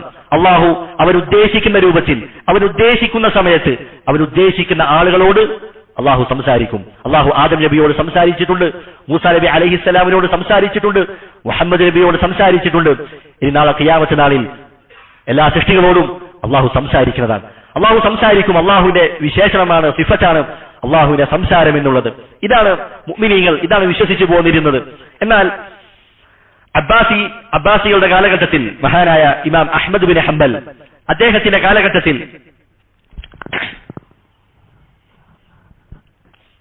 ചില പിഴച്ച കക്ഷികൾ ഉടലെടുക്കുകയുണ്ടായി. അവരാണ് എന്ത് പറഞ്ഞത്? അള്ളാഹുവിന്റെ കലാം അത് സൃഷ്ടിയാണ്, ഖുർആൻ അത് അള്ളാഹുവിന്റെ കലാമല്ല, അത് അള്ളാഹുവിന്റെ സൃഷ്ടിയാണ് എന്ന് പറയുന്ന ആളുകൾ ഇമാം അഹ്മദ് ബിൻ ഹംബൽ അദ്ദേഹത്തിന്റെ കാലത്താണ് ഉണ്ടായിരുന്നത്. അതുകൊണ്ട് തന്നെ അബ്ബാസിയ ഭരണകാലത്ത് അതിന്റെ ആദ്യ കാലഘട്ടത്തിൽ ഈ പിഴച്ച കക്ഷികൾക്ക് അവരുടെ വാദം പുറത്തു പറയാൻ പേടിയായിരുന്നു. കാരണം ആ കാലഘട്ടത്തിലുണ്ടായിരുന്ന ഭരണാധികാരി ഹാറൂൻ അർ റഷീദ് റഹിമഹുള്ളയാണ്. അദ്ദേഹം അഹ്ലുസുന്നത്തി വൽ ജമാഅത്തിന്റെ മാർഗത്തിൽ നിലകൊണ്ട വ്യക്തിയായിരുന്നു. അതുകൊണ്ട് തന്നെ ഈ പിഴച്ച കക്ഷികൾ അവരുടെ വാദങ്ങൾ പുറത്തേക്ക് പറഞ്ഞില്ല. അങ്ങനെ ഹാറൂൻ അർ റഷീദ് അദ്ദേഹം മരണപ്പെട്ടതിന് ശേഷം മഅ്മൂൻ അധികാരത്തിൽ വന്നു. അങ്ങനെ മഅ്മൂൻ അധികാരത്തിൽ വന്നപ്പോൾ ആ മഅ്മൂൻ തന്റെ പ്രജകളെയൊക്കെ അദ്ദേഹം അവരെ നിർബന്ധിപ്പിക്കുകയാണ്, ഖുർആൻ അള്ളാഹുവിന്റെ സൃഷ്ടിയാണ് എന്ന് നിങ്ങൾ പറയണം. അതിന്റെ പേരിൽ അദ്ദേഹം അവരെ ഉപദ്രവിക്കുകയാണ്. അങ്ങനെ പല ആളുകളും അത് തൃപ്തിയില്ലാതെ, കുറെ ആളുകൾ മനസ്സിൽ വിശ്വാസമില്ലാതെ ചില ആളുകളൊക്കെ പറഞ്ഞിട്ടുണ്ട്. എന്നാൽ മഹാനായ ഇമാം അഹ്മദ് ബിൻ ഹംബലും അതുപോലെ എണ്ണപ്പെട്ട ചില പണ്ഡിതന്മാരും അവർ അള്ളാഹുവിന്റെ കലാം, ഖുർആൻ അത് അള്ളാഹുവിന്റെ കലാമാണ്, അള്ളാഹുവിന്റെ സൃഷ്ടിയല്ല എന്ന വാദത്തിൽ അവർ ഉറച്ചു നിന്നു. അതിന്റെ പേരിൽ ധാരാളം പ്രയാസങ്ങൾ അനുഭവിച്ച പണ്ഡിതനാണ് മഹാനായ ഇമാം അഹ്മദ് ബിൻ ഹംബൽ.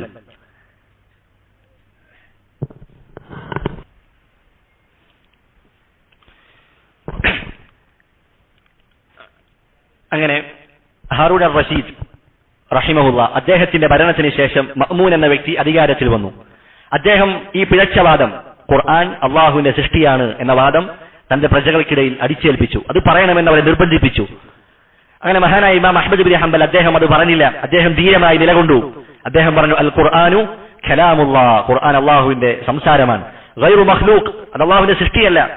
അങ്ങനെ ഇത് പ്രഖ്യാപിക്കാത്തതിന്റെ പേരിൽ മഹാനായ ഇമാം അഹ്മദ് ബിൻ ഹംബൽ അറിയപ്പെട്ട വലിയ പണ്ഡിതനാണ്, മുഹദ്ദിസാണ്. അദ്ദേഹത്തെ കഴുതപ്പുറത്ത് ഇരുത്തി അങ്ങാടിയിലൂടെ ചാട്ടവാറ് കൊണ്ടടിച്ച് അന്നത്തെ ഭരണാധികാരികൾ അദ്ദേഹത്തെ പീഡിപ്പിക്കുകയാണ്. ഈ സമയത്തൊക്കെ അദ്ദേഹം വിളിച്ചു പറഞ്ഞു, അൽ ഖുർആനു കലാമുല്ലാഹ്. അങ്ങനെ മഅ്മൂൻ അദ്ദേഹം മരണപ്പെട്ടു.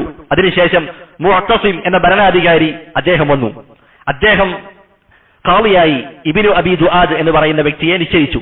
അവരെല്ലാവരും ഈ പിഴച്ച കക്ഷികളിൽപ്പെട്ട ആളുകളാണ്, അഥവാ ഖുർആൻ അള്ളാഹുവിന്റെ സൃഷ്ടിയാണ് എന്ന് പറയുന്നവരായിരുന്നു. അങ്ങനെ അവർ ഇമാം അഹ്മദ് ബിൻ ഹംബലിനെ ആ ഖാളി തടവറയിലിടാൻ വിധിക്കുകയാണ്. അങ്ങനെ 2 കൊല്ലം ഇമാം അഹ്മദ് ബിൻ ഹംബൽ ജയിലിൽ കഴിയേണ്ടി വന്നു. അങ്ങനെ ഈ മുഅ്തസിമിന്റെ കാലശേഷം അടുത്ത ഭരണാധികാരി വന്നു. വാസിഖ് എന്ന് പറയുന്ന ഭരണാധികാരി ഭരണത്തിൽ വന്നു. അങ്ങനെ അദ്ദേഹം തടവറ കൊണ്ടോ ചാട്ടവാറ് കൊണ്ടോ അതുപോലെ ജയിലിൽ അടച്ചത് കൊണ്ടോ ഒന്നും ഇമാം അഹ്മദ് ബിൻ ഹംബൽ ഈ തന്റെ വാദത്തിൽ നിന്ന് പിന്മാറാൻ തയ്യാറല്ല എന്ന് മനസ്സിലാക്കിയ വാസിഖ് അദ്ദേഹം എന്താക്കി, ഇമാം അഹ്മദിന് വിലക്കേർപ്പെടുത്തുകയാണ്. അദ്ദേഹം ദീൻ പഠിപ്പിക്കാൻ പാടില്ല, ഫത്വ നൽകാൻ പാടില്ല, എന്തിനധികം ജമാഅത്ത് നമസ്കാരത്തിൽ നിന്ന് പോലും അദ്ദേഹത്തെ മാറ്റി നിർത്തുകയാണ്, അദ്ദേഹത്തിന് വിലക്കേർപ്പെടുത്തുകയാണ്. അങ്ങനെ അദ്ദേഹത്തെ ക്രൂരമായി പീഡിപ്പിക്കുകയാണ്. 14 വർഷമായിരുന്നു ഈ ഒരു പരീക്ഷണത്തിന്റെ ദൈർഘ്യം, ഈ കാലഘട്ടം.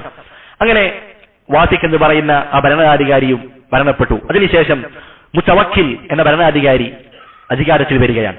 അദ്ദേഹം അഹ്ലുസുന്നത്ത് വൽ ജമാഅത്തിന്റെ ആദർശത്തോട് കൂടുതലുള്ള വ്യക്തിയായിരുന്നു.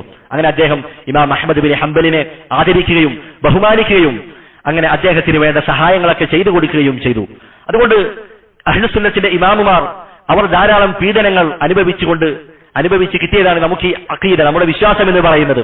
നമുക്കിപ്പോൾ എളുപ്പമാണ്, അൽ ഖുർആനു കലാമുല്ലാഹ് എന്ന് നമുക്ക് എളുപ്പത്തിൽ പറയാൻ കഴിയും. പക്ഷെ ഇതിന്റെ പിന്നിൽ ഒരു 14 വർഷത്തെ ത്യാഗവും പ്രയാസവും പീഡനങ്ങളും ഒക്കെ ഉണ്ടായിരുന്നു എന്ന ചരിത്രം നമ്മൾ ഓർക്കേണ്ടതുണ്ട്, നമ്മൾ മനസ്സിലാക്കേണ്ടതുണ്ട്. ഇനി ഖുർആനിനെ കുറിച്ച് അഹ്ലുസുന്ന വൽ ജമാഅയുടെ ചില സുപ്രധാന വിശ്വാസങ്ങൾ മാത്രം നിങ്ങളെ കേൾപ്പിക്കുകയാണ്. ഒന്നാമത്തേത്, അന്നഹു കലാമുല്ലാഹി ഹഖൻ വസിദ്ഖ, അത് അല്ലാഹുവിന്റെ സംസാരമാണ് സത്യമായും.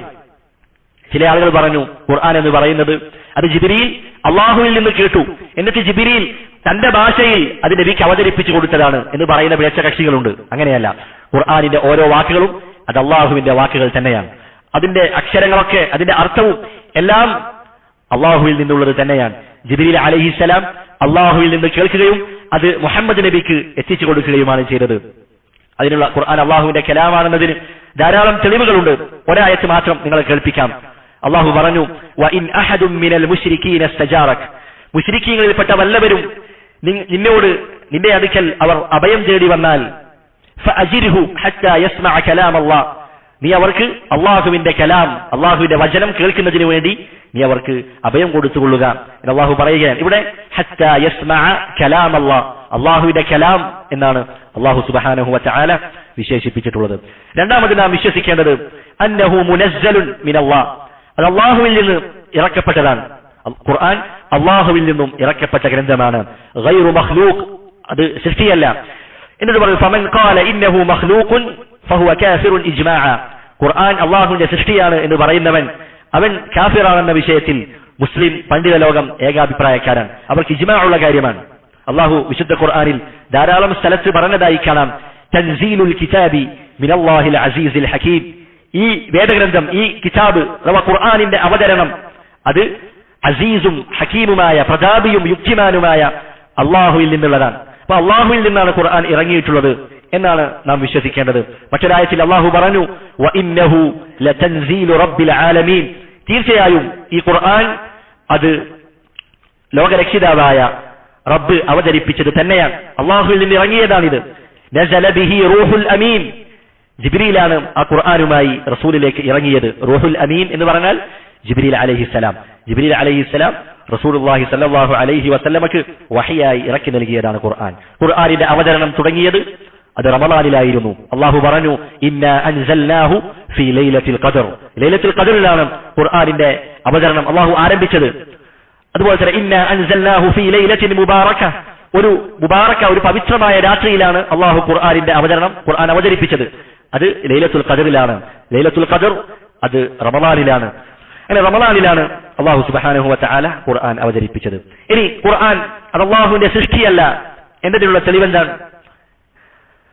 പണ്ഡിതന്മാർ പറയുന്നു, കാന നബിയു സല്ലല്ലാഹു അലൈഹി വസല്ലം യുഅവ്വിദു അൽ ഹസൻ വൽ ഹുസൈൻ. നബി സല്ലല്ലാഹു അലൈഹി വസല്ലമ അദ്ദേഹത്തിന്റെ പേരക്കുട്ടികളായ ഹസൻ, ഹുസൈൻ അവർക്ക് വേണ്ടി റസൂലുള്ളാഹി കാവൽ ചോദിക്കുമായിരുന്നു.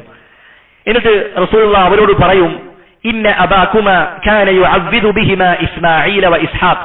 നിങ്ങളുടെ പൂർവ്വ പിതാവായ ഇബ്രാഹിം അലൈഹിസ്സലാം അദ്ദേഹത്തിന്റെ മക്കളായ ഇസ്മാഈലിനെയും ഇസ്ഹാഖിനെയും ഈ വാക്ക് പറഞ്ഞുകൊണ്ട് അദ്ദേഹം അവരെ മന്ത്രിക്കാറുണ്ടായിരുന്നു, അവരെ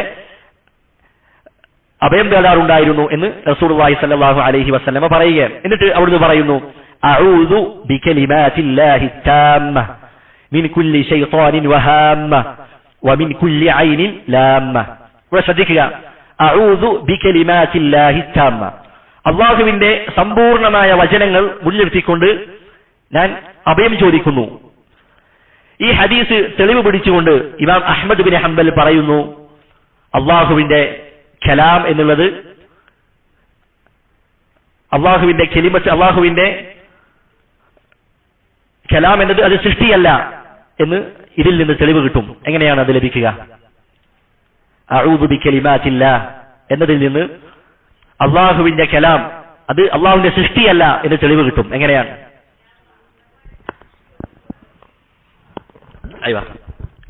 എന്താണ്? നബി അള്ളാഹുവിന്റെ കലിമത്തുകൾ മുൻനിർത്തിയാണ് അഭയം ചോദിക്കുന്നത്. അപ്പൊ അള്ളാഹുവിന്റെ കലിമത്തുകൾ അള്ളാഹുവിന്റെ സൃഷ്ടിയാണെങ്കിൽ ഒരു സൃഷ്ടിയെ മുൻനിർത്തി അഭയം ചോദിക്കാൻ പറ്റുമോ? ഇല്ല. റസൂലുള്ളാഹി സൃഷ്ടികളെ മുൻനിർത്തി അഭയം ചോദിക്കുകയില്ല. അതുകൊണ്ട് നമുക്ക് എന്ത് മനസ്സിലായി? അള്ളാഹുവിന്റെ കലാം അത് അവന്റെ സൃഷ്ടിയല്ല എന്ന് ഈ ഹദീസിൽ നിന്ന് മഹാനായ ഇമാം അഹ്മദ് ബിൻ ഹംബൽ തെളിവ് പിടിച്ചതായി കാണാം. അതുപോലെ ഖുർആനിനെ കുറിച്ച് നാം മൂന്നാമതായി വിശ്വസിക്കേണ്ടത്, അൽ ഖുർആനു മഹ്ഫൂദുൻ ഇലാ യൗമിൽ ഖിയാമ, ഖിയാമത്ത് നാൾ വരെ സംരക്ഷിക്കപ്പെട്ട ഗ്രന്ഥമാണ് ഖുർആൻ എന്ന് പറയുന്നത്. അതിൽ കൂട്ടലുകളോ കുറക്കലുകളോ ഒന്നും തന്നെ സംഭവിക്കുകയില്ല. അത് ഇജ്മാഉള്ള കാര്യമാണ്. അല്ലാഹു പറഞ്ഞു, ഇന്നാ നഹ്നു നസ്സൽന ദിക്റ വ ഇന്നാ ലഹു ലഹാഫിദൂൻ. ഈ ഗ്രന്ഥം, ഈ ദിക്ർ, അതിനെ നാമാണ് അവതരിപ്പിച്ചത്, നാം തന്നെ അതിനെ സംരക്ഷിക്കുന്നതാണ് എന്ന് അല്ലാഹു സുബ്ഹാനഹു വ തആല പറഞ്ഞതായി കാണാം. ഒരു സംഭവം, യഹ്യ ബിൻ അഖ്സം റഹിമഹുല്ലാ അദ്ദേഹത്തിന്റെ സംഭവം വിശദീകരിക്കവേ ഇമാം ബൈഹഖി റഹിമഹുല്ലാ പറഞ്ഞതായി കാണാം. യഹൂദിയായ ഒരു വ്യക്തി മഅ്മൂനിന്റെ സദസ്സിൽ, ഖലീഫയായ മഅ്മൂനിന്റെ സദസ്സിലേക്ക് വന്നു. എന്നിട്ട് അദ്ദേഹം വാചാലനായി സംസാരിക്കുകയാണ്. അങ്ങനെ ഖലീഫ അദ്ദേഹത്തെ ഇസ്ലാമിലേക്ക് ക്ഷണിച്ചു. പക്ഷേ അദ്ദേഹം ഇസ്ലാം സ്വീകരിക്കാൻ കൂട്ടാക്കിയില്ല. അങ്ങനെ അദ്ദേഹം അവിടെ നിന്ന് പോയി. അങ്ങനെ ഒരു വർഷത്തിന് ശേഷം അദ്ദേഹം വീണ്ടും കടന്നു വരികയാണ്. അദ്ദേഹം മുസ്ലിം ആയിക്കൊണ്ടാണ് കടന്നു വരുന്നത്. ഈ സന്ദർഭത്തിൽ അദ്ദേഹത്തോട് ഖലീഫ ചോദിച്ചു, താങ്കൾ ഇസ്ലാം സ്വീകരിക്കാനുണ്ടായ കാരണം എന്താണ്? ആ വന്ന യഹൂദിയായ വ്യക്തി അദ്ദേഹം പറയുന്നു, ഞാൻ നിങ്ങളുടെ സദസ്സിൽ നിന്ന് പോയതിനു ശേഷം ഇവിടെയുള്ള ദീനുകൾ, ആ ദീനുകളെയൊക്കെ ഒന്ന് പരീക്ഷിക്കണമെന്ന് ഞാൻ തീരുമാനിച്ചു. അങ്ങനെ അദ്ദേഹം പറയുകയാണ്, എന്റെ കയ്യെഴുത്ത് വളരെ ഭംഗിയുള്ള കയ്യെഴുത്താണ്. അങ്ങനെ ഞാൻ തൗറാത്തിന്റെ 3 കോപ്പികൾ എഴുതിയുണ്ടാക്കി. അതിൽ ചില തൗറാത്തുകളിൽ ഞാൻ അതിലില്ലാത്തത് ചേർത്തു, ചിലതിൽ നിന്ന് ഞാൻ വെട്ടിച്ചുരുക്കി. അങ്ങനെ ആ തൗറാത്തിന്റെ കോപ്പികൾ അവരുടെ ചർച്ചകളിൽ കൊണ്ടുപോയപ്പോൾ അവരത് എന്നിൽ നിന്ന് വാങ്ങി, അവരത് സ്വീകരിച്ചു. അവർക്കതിൽ കൂട്ടിച്ചേർക്കലുകളോ അതിൽ വെട്ടിച്ചുരുക്കലുകളോ ഒന്നും അവർക്ക് മനസ്സിലായില്ല, അവരത് സ്വീകരിച്ചു. അതുപോലെ ഇഞ്ചീലിന്റെയും 3 കോപ്പികൾ ഇതേപോലെ ഞാൻ എഴുതി രേഖപ്പെടുത്തി. അതിൽ ചിലതിൽ മാറ്റങ്ങൾ വരുത്തി, വെട്ടിച്ചുരുക്കലുകൾ വരുത്തി. അങ്ങനെ ഇഞ്ചീലിന്റെ ആളുകളും അവരും അപ്രകാരം അത് വാങ്ങിക്കുകയുണ്ടായി. അങ്ങനെ ഖുർആനിന്റെയും 3 കോപ്പികൾ ഞാൻ ഇതേപോലെ എഴുതി. അതിൽ ചിലതിൽ ആയത്തുകൾ കൂട്ടിച്ചേർത്തു, ചില ആയത്തുകൾ മാറ്റം വരുത്തി. അങ്ങനെ ഖുർആനിന്റെ ആളുകളിലേക്ക് ഞാനിത് കൊണ്ടുചെന്നപ്പോൾ അവരത് പരിശോധിക്കുകയും എന്നിട്ട് അവർ പറഞ്ഞു, ഇതിൽ വെട്ടിച്ചുരുക്കലുകളുണ്ട്, ഇതിൽ കൂട്ടിക്കടത്തലുകളുണ്ട് എന്ന് ഖുർആനിന്റെ ആളുകൾ എന്നോട് പറയുകയും ചെയ്തു. ഈ സന്ദർഭത്തിൽ എനിക്ക് മനസ്സിലായി, ഖുർആൻ അത് അള്ളാഹുവിന്റെ പക്കൽ നിന്നും സംരക്ഷിക്കപ്പെട്ട ഒരു ഗ്രന്ഥമാണ്. ഇതാണ് എന്റെ ഇസ്ലാം സ്വീകരണത്തിനുള്ള കാരണമെന്ന് ആ യഹൂദിയായ വ്യക്തി മഅ്മൂനിന്റെ അടുക്കൽ വെച്ച് പറയുകയാണ്. എന്നിട്ട് മഹാനായ യഹ്യ ബിൻ അഖ്സം റഹിമഹുല്ലാ അദ്ദേഹം പറഞ്ഞു, ഞാൻ ആ വർഷം ഹജ്ജിന് പോവുകയുണ്ടായി. അങ്ങനെ ഹജ്ജ് ചെയ്യുന്ന സന്ദർഭത്തിൽ മഹാനായ സുഫിയാൻ ബിൻ ഉയൈന റഹിമഹുല്ലാ അദ്ദേഹത്തെ കണ്ടുമുട്ടി. അദ്ദേഹത്തോട് ഞാൻ ഈ സംഭവം പറഞ്ഞു. യഹൂദിയായ വ്യക്തി അദ്ദേഹം ഇങ്ങനെയൊക്കെ ചെയ്തു.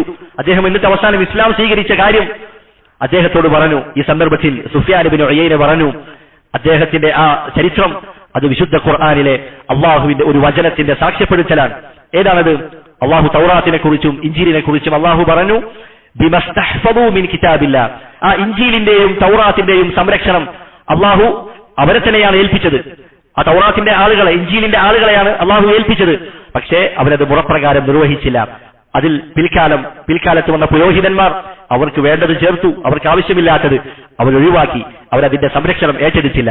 എന്നാൽ ഖുർആനിനെ കുറിച്ച് അള്ളാഹു പറഞ്ഞതാകട്ടെ, ഇന്നാ നഹ്നു നസ്സൽന ദിക്റ വ ഇന്നാ ലഹു ലഹാഫിദൂൻ. ഈ രണ്ട് ആയത്തുകളുടെയും സാക്ഷ്യപ്പെടുത്തലാണ് ആ വ്യക്തിയുടെ ഇസ്ലാം സ്വീകരണമെന്ന് മഹാനായ സുഫ്യാൻ ഇബ്നു ഉയൈന റഹിമഹുല്ലാഹ് യഹ്യ ഇബ്നു അഖ്സമിനോട് പറഞ്ഞതായി ഇമാം ബൈഹഖി അദ്ദേഹത്തിന്റെ ഗ്രന്ഥത്തിൽ ഉദ്ധരിക്കുന്നതായി കാണാം. ഇതാണ് മൂന്നാമത്തെ കാര്യം. ഖുർആൻ അത് വെട്ടിച്ചുരുക്കലുകൾക്കോ അതുപോലെ കൂട്ടിക്കടത്തലുകൾക്കോ സാധ്യമാകാത്ത വിധം അള്ളാഹു അതിനെ സംരക്ഷിച്ചിട്ടുണ്ട്. നാലാമത്തേത്, ഖുർആൻ എന്ന് പറയുന്നത് അത് മുഅ്ജിസത്തായ അള്ളാഹുവിന്റെ മുഅ്ജിസത്തായ കിതാബാണ്. അള്ളാഹു ഖുർആനിൽ 3 രൂപത്തിൽ വെല്ലുവിളിക്കുന്നുണ്ട്. ഖുർആനിന്റെ എതിരാളികളോട് അള്ളാഹു വെല്ലുവിളിക്കുന്ന 3 രൂപമാണ്. ഒന്നാമത്തെ രൂപം എന്താണ്? വിശുദ്ധ ഖുർആനിൽ അള്ളാഹു പറഞ്ഞു, ഖുൽ ലഇൻ ഇജ്തമഅത്തിൽ ഇൻസു വൽ ജിന്നു അലാ അൻ യഅതു ബിമിസ്ലി ഹാദൽ ഖുർആൻ ലാ യഅതൂന ബിമിസ്ലിഹി. ഈ ഖുർആൻ പോലെയുള്ള മറ്റൊന്ന് കൊണ്ടുവരുന്നതിന് മനുഷ്യരും ജിന്നുകളും അവർ ഒരുമിച്ച് ചേർന്നാലും ഈ ഖുർആൻ പോലെ മറ്റൊന്ന് കൊണ്ടുവരാൻ അവർക്ക് കഴിയുകയില്ല, അവരിൽ ചിലർ മറ്റു ചിലർക്ക് സഹായികളായാലും. അപ്പോൾ ഒന്നാമത്തെ വെല്ലുവിളി, ഖുർആനിന് പോലെ അതിന് പകരമായി മറ്റൊരു ഗ്രന്ഥം നിങ്ങൾ കൊണ്ടുവരൂ എന്നാണ് അള്ളാഹുവിന്റെ ഒന്നാമത്തെ വെല്ലുവിളി. രണ്ടാമത് അള്ളാഹു ആ വെല്ലുവിളിയുടെ അതിന്റെ കനം ഒന്ന് കുറയ്ക്കുകയാണ്. അള്ളാഹു പറഞ്ഞു, അം യഖൂലൂന ഇഫ്തറ. ഈ ഖുർആൻ കെട്ടിച്ചമച്ചുണ്ടാക്കിയതാണെന്ന് പറയുന്ന ആളുകൾ അവരോട് നബിയെ താങ്കൾ പറയുക, ഫഅ്തു ബിഅശ്രി സുവരിൻ മിസ്ലി.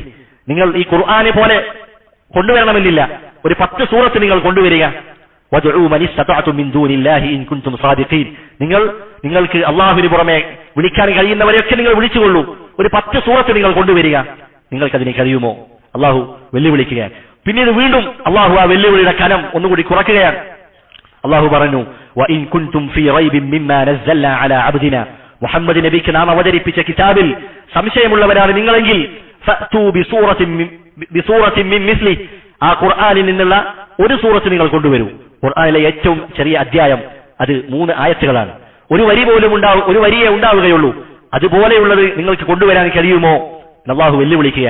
ഈ 3 രൂപത്തിലും അള്ളാഹു അവരെ വെല്ലുവിളിച്ചിട്ടുണ്ട്. അതുകൊണ്ട് ഒരാൾക്കും ഖുർആന് പോലെയുള്ള ഒരു ആയത്ത് പോലും, അറബി സാഹിത്യത്തിൽ കഴിവുള്ളവരാണെന്ന് പറയുന്ന അന്നത്തെ കാലത്തുള്ള അറബികൾക്ക് പോലും അത് കഴിഞ്ഞിട്ടില്ല എന്നുള്ളതാണ് യാഥാർത്ഥ്യം. അഞ്ചാമതായി, അൽ ഈമാനു അന്നഹു മിൻഹു ബദഅ വ ഇലൈഹി യഊദ്. ഖുർആൻ അതിന്റെ തുടക്കം അത് അള്ളാഹുവിൽ നിന്നാണ് തുടങ്ങിയത്. ഇനി അവസാന കാലത്ത് ഖിയാമത്ത് നാൾ അടുക്കുമ്പോൾ ഖുർആൻ എല്ലാം അത് അള്ളാഹുവിലേക്ക് തന്നെ മടക്കപ്പെടുന്നതാണ്. പിന്നീട് കിതാബുകളിൽ ഖുർആൻ ഉണ്ടാവുകയില്ല, ഖുർആനിന്റെ ആയത്തുകൾ ഉണ്ടാവുകയില്ല, അത് അള്ളാഹു ഉയർത്തുന്നതാണ്.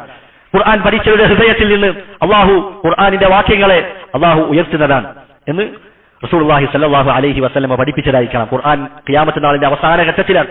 അന്ന് ഭൂമിയിൽ അള്ളാഹ് എന്ന് പറയാൻ പോലും ആളുണ്ടാവുകയില്ല. അത്രയും ഖിയാമത്ത് നാളോട് അടുത്ത കാലഘട്ടത്തിൽ ഖുർആനിനെ അള്ളാഹു സുബ്ഹാനഹു വ തആല ഉയർത്തുന്നതാണ് എന്ന് നാം മനസ്സിലാക്കുക. ഇത്രയും കാര്യങ്ങളാണ് പ്രധാനമായും മനസ്സിലാക്കാനുള്ളത്. അള്ളാഹു സുബ്ഹാനഹു വ തആല കേട്ട കാര്യങ്ങൾ പഠിക്കുവാനും അത് മറ്റുള്ളവർക്ക് എത്തിക്കുവാനുമുള്ള തൗഫീഖ് നൽകി അനുഗ്രഹിക്കുമാറാകട്ടെ. സുബ്ഹാനകല്ലാഹുമ്മ വബിഹംദിക അശ്ഹദു അൻ ലാ ഇലാഹ ഇല്ലാ അൻത അസ്തഗ്ഫിറുക വഅതൂബു ഇലൈക്.